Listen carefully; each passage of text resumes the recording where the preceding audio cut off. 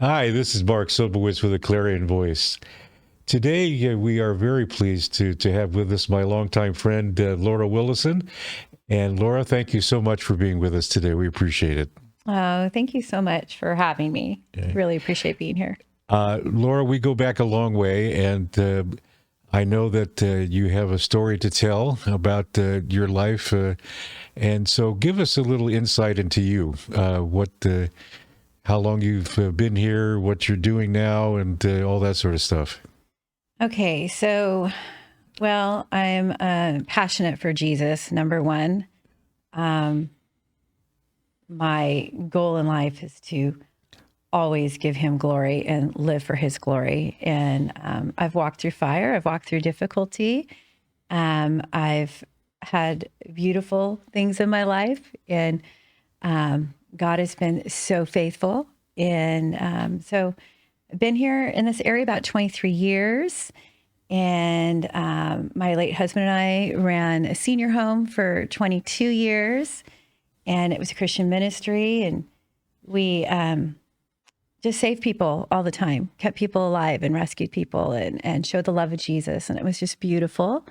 And we've done ministry in the community for years. As you know, we ran prayer rooms and, Right. just was able to do so many beautiful things for the Lord, and have a women's ministry that I absolutely love. And my heart is to show the love of Jesus. And I've walked through fire, and I chose to contend for joy, and I chose to radiate Jesus through it all. And I did close my senior home in May, and now I'm actually helping people as a certified health coach and doing ministry. And it's opened up doors for street ministry. Do you still have the women's ministry, Ignite the Fire? I Is that do. correct? Okay. Ignite the Fire is just, it's one of my greatest passions. I have the heart for women. And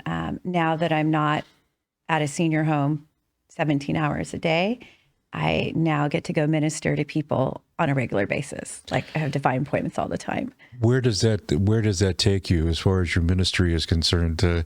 How has that changed since you've been freed up to do more ministry? When you are running a 24/7 senior home, your time is very limited. So Ignite the Fire was beautiful, and doing the other ministries was beautiful, but it was also something that I had to really try to make more time for, where now my time is open. So in a way, I've become a rebel for Christ. Like, I am going to reach people and reach the lost. And I have become friends with so many people on Facebook that I don't know, and have coffee with them and have lunch with them. And I go and I look for people now. I have that passion. I probably because I've been released from that time frame, and I know the Lord asked me to release that because He had other things that He wanted to open for me that I couldn't do running a 24/7 senior home. Right. And so now, I mean, yesterday I had lunch with a lady that is, she's from Montana, and I've never met her. And I met her on Facebook, and I got to minister to her at lunchtime. So things like that, just being able to actually be available more for my passion for others. And Well, what kind of challenges have you found in the last 2 or 3 years with everything that's going on, as far as the pandemic and everything else? What ministry challenges have you encountered in dealing with that? I've actually revved it up quite a bit. I've actually been a rebel for Christ and haven't let the pandemic stop me from ministering to others. If anything, it's made me more bold, because I think the world is desperate and people need to see the love of Jesus. They need to see the passion of Christ. They need to see hope. And people are depressed and they feel stuck. And now that I'm a health coach, I get to help people with their health as well, and just wake up, mind, body, spirit, feel better, wake up spiritually, find their joy again, contend for joy again. And I do this from my own contending. I had to contend for joy. It wasn't something that was just going to come. So I guess in a way, because I'm no longer located at one place for such a long period of time. I was working like 70 hours a week for 3.5 years. Yeah. And so when I was freed from that, and then I saw what the pandemic was doing, and we still did Ignite the Fire the whole time. We never stopped. You still have that, though, and we correct? still had it going. We never stopped meeting. We still met. And now I just feel a greater urgency, actually, because of the pandemic, to get out there and reach the lost. What problems have come up, though, as a result? I mean, in your women's ministry, I'm sure there's a, I can't talk, specific perspective, that you've had to take in order to minister, as a result of those, the issues that, women are dealing with in particular, so has that been a problem as far as, dealing with that, or what kind of changes have you had to make in order to adjust to the issues that women are dealing with now as a result of the pandemic, or and everything else? Because it's not just the disease itself, right? It's the behavioral issues. Right.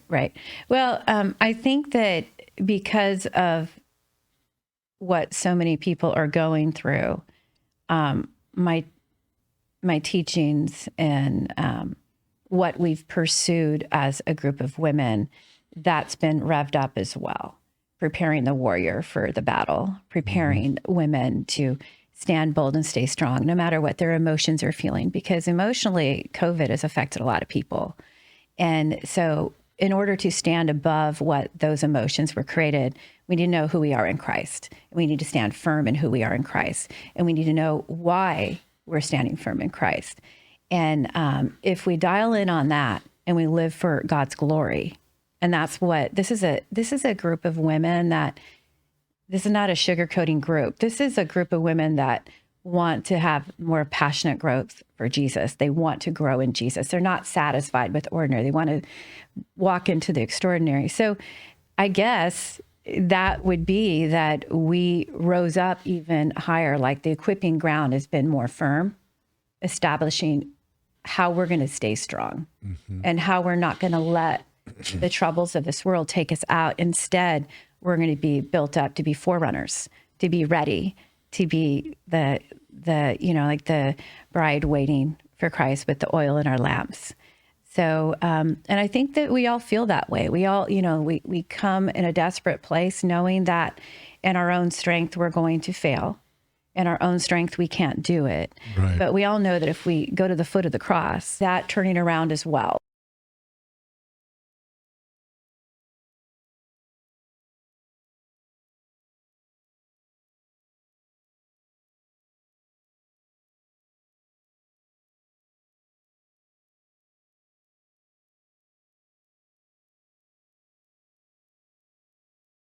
People are going to start coming out of their homes, and so you're able to meet in person more so now because of things relaxing. If there's not, I don't know if there's a better word or not, but people feel freer to come and meet. As far as Ignite the Fire, then.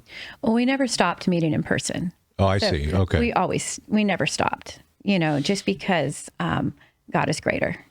And, we just were a little bit more careful, Sure. And people had a choice. They can watch it online or they can come in person. We did meet outside often too, windows open. I mean, you do the things that you need to do, but I wasn't going to let fear stop what God had for our ministry. As a health coach, since you mentioned that that's part of your life now, what issues have you dealt with relative to, everything that's going on? What have you had to deal with as a health coach to change people, to be more positive in their lives as far as their health is concerned?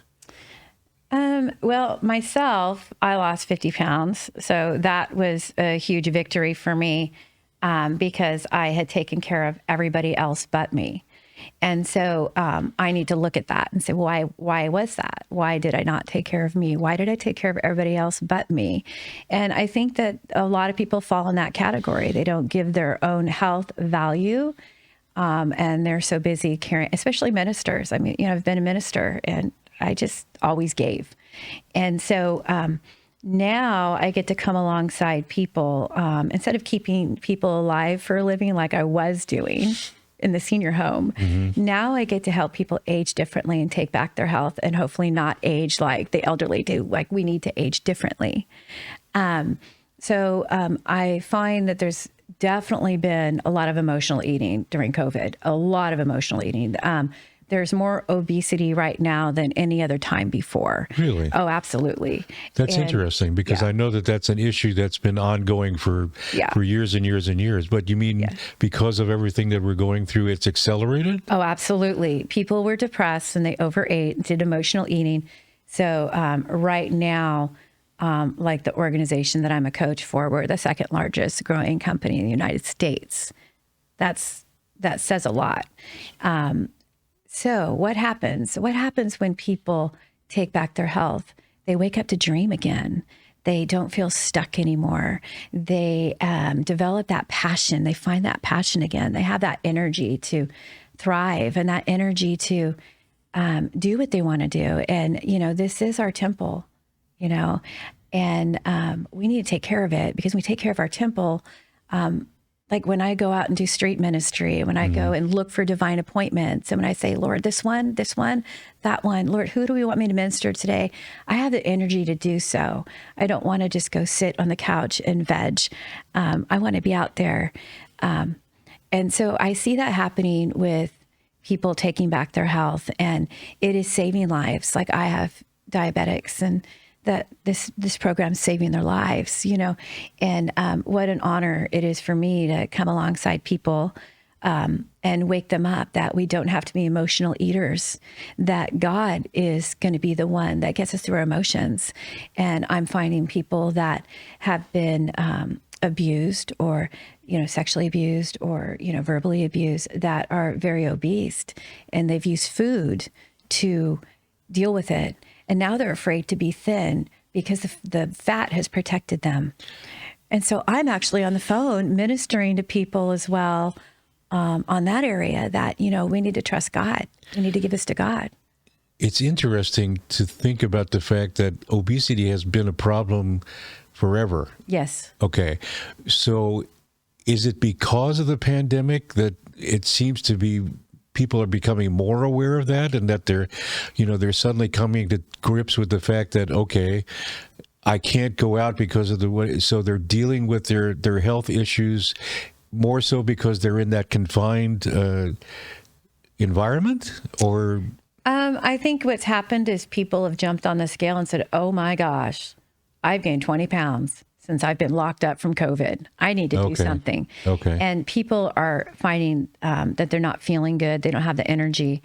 And they're seeing that, oh, I've developed some really unhealthy habits during COVID and I need to change them. And statistics say that if you have a coach, like, I'm a coach, and anybody that I'm coaching, I'm going to do everything I can to help them succeed. So statistics show that if you have a coach coming alongside you, you're going to do like 65% better. And so having a coach come on aside you and helping you through it helps you conquer that goal. And then again, you wake up. You wake up to dream again because now you feel fabulous, and you become proud of yourself that you've caught the emotional eating. You've caught the issue that was hurting you, and you no longer want to do that, and you start to feel good. And it's a gift. It's a gift to yourself. It's a gift to your family.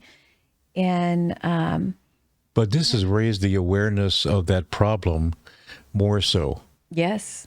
Because of the confined nature. Okay. There's more people joining the gyms and signing on to some kind of diet or some kind of program than any time in years.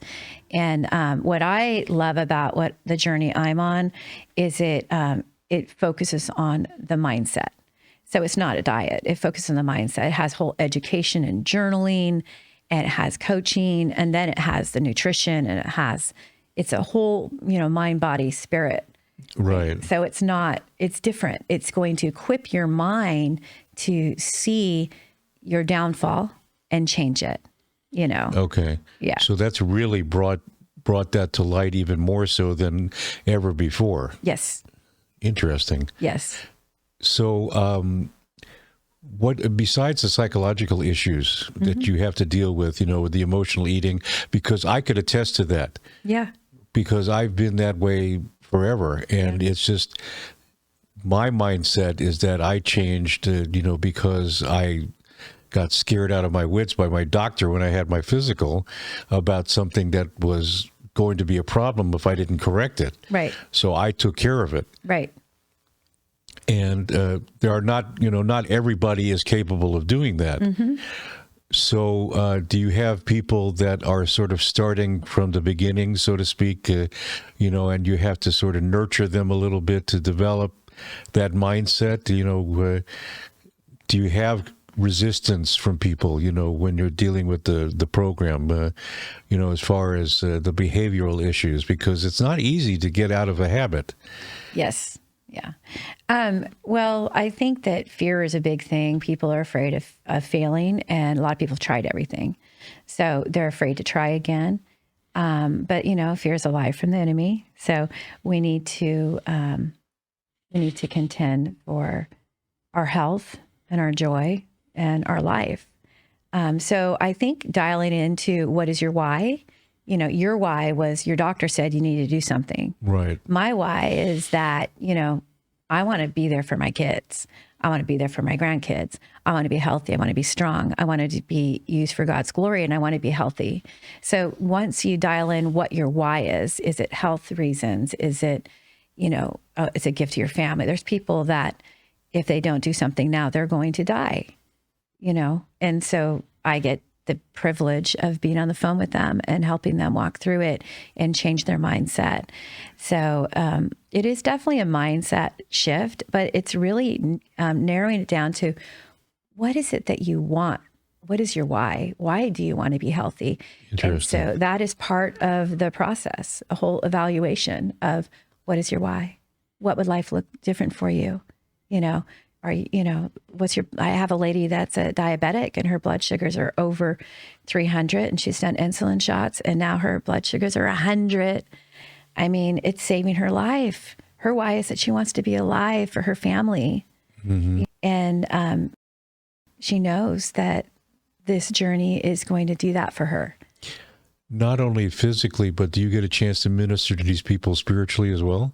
I do. I think that's what I love the most about it. I mean, not everybody, but the Lord will prompt my heart, and I just think that because I am a minister, people trust me, and a lot of people will reach out to me. I mean, there's so many coaches, but people will reach out to me because they know that my heart, this is not about vanity and looking good. I wouldn't have anything to do with it if it was about that. This is about healing your body, mind, spirit. So I do get to pray for people and encourage people. And I try to do that on Facebook too. I do a lot of that on Facebook. Try to motivate people and encourage people and remind people that we're not done yet. And Would you prefer to deal with a person in person or on Facebook? The reason I ask is because Facebook seems to me it's sort of like a you're not able to look at them in the eye, so to speak, as you and I are talking. Sure. And you can sort of hide behind Facebook. Facebook is really interesting to me. Before I was a health coach, I hardly was on Facebook, but now I'm on it all the time. And I look at it as a tool to minister to people. Okay. That's how I look at it. And so I message people and I reach out to people that, random people. And I have made so many beautiful new friends because of that boldness of loving people through Facebook. So I never looked at it like that before. But I do now. I look at it as an avenue of, again, COVID isolated a lot of people. People are stuck in their homes and they're on Facebook all the time. So why not use it for his glory? So I try to do that. Okay. And but if I had a preference, of course, on the phone or in person is definitely would be the preference. But I see that Facebook is the tool to that. Facebook is the tool that will introduce me to them and show our common ground or our common friends or our common hopes or goals. And I look at it as a tool that opens up opportunities to minister to people. Anything I post is going to be uplifting and encouraging, and I choose for it to be that way. You know, I don't. I know that there are some people that Facebook is not that way, but that's not the way I utilize it. You know, we all have choices on how we utilize our tools. And I now look at Facebook as a tool to open doors to people to get healthy and to wake up and dream again and to inspire to grow their faith and inspire to be the best version of themselves. Because, you know, we're not finished products. Thank God. Right. Thank God. So, you know, we need to work on ourselves daily and we need to go to the Father for that. One of the things that I like to ask people when I interview them is, where do you see yourself a year from now? Wherever Jesus wants to take me. Okay. I am, honestly, when he asked me to close my ministry of 23 years, that was hard. That was so hard. And I had to do it so hard, and I had to do it in tears, and I had to do it scared. But I knew that he was opening doors for me. And he told me, Laura, this chapter's done. I have new things for you. And he's given me many visions. He's given me many dreams and prophetic art and just beautiful words. And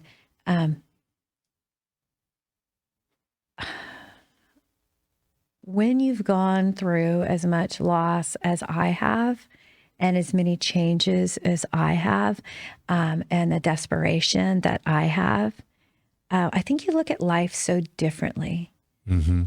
My heart's desire has always been to serve the Lord and honor him with my life, period. That's it. But I had to walk it out. Like, oh, you're going to walk it out now? Like, you really got to walk this out. And I did. I walked it out, and he was faithful. So where do I see myself a year from now? I see myself more radically on fire for him. I see myself being used more for him. And he's going to be the one that directs it. I don't direct my path. He does. Okay. So wherever he takes me, I do see myself. I am wired to help people. He wired me that way. So it's going to be, you know, ministry. It's going to be helping people, mind, body, spirit. When he had me close my doors to the senior home, little did I know that choosing to become healthy was going to open up another income for me, an opportunity. I didn't know that. So he gave me that gift because I feel that if I wasn't helping others and using my giftings that he's given me, I would have a very difficult time, you know, because that's where my strength comes from, is being used by him. Okay. One final thing. If there was something that you wanted to say to somebody, what would it be? And look in the camera and talk to somebody. The one thing that I would say is God is faithful. And that no matter what you're going through, no matter what struggle you're going through, he is there. And I've had to reach out literally and just grab his hand, and he walks right there beside us. It doesn't mean that life is going to be easy. You know, we know this. Life is not easy. But we do all things in the Lord who is our strength. And he is the one who carries us through. And keep your eyes on him, not the storm. He is so faithful. And contend for your joy. We're not done yet. Just contend for your joy. Fight for it. Keep your eyes on Jesus. And just remember that he loves you so much. And we are not of this world. There's so much more for us. And when we take our eyes off of him, the world takes us out. The enemy takes us out. So we keep our eyes on him. And by doing so, the strength and the presence of him and the beauty of him will carry you beyond any place you thought was possible. And we're not done yet. Just keep surrendering things to him and ask him how he wants to use you, how he wants, what is the purpose for your life? He has a purpose. We're all unique. We're all different.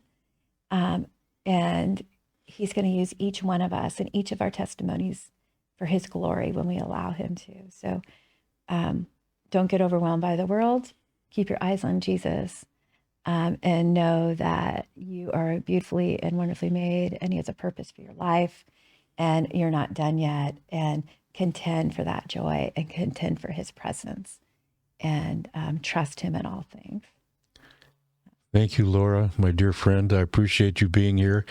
And if somebody wanted to get in contact with you, how would they do that?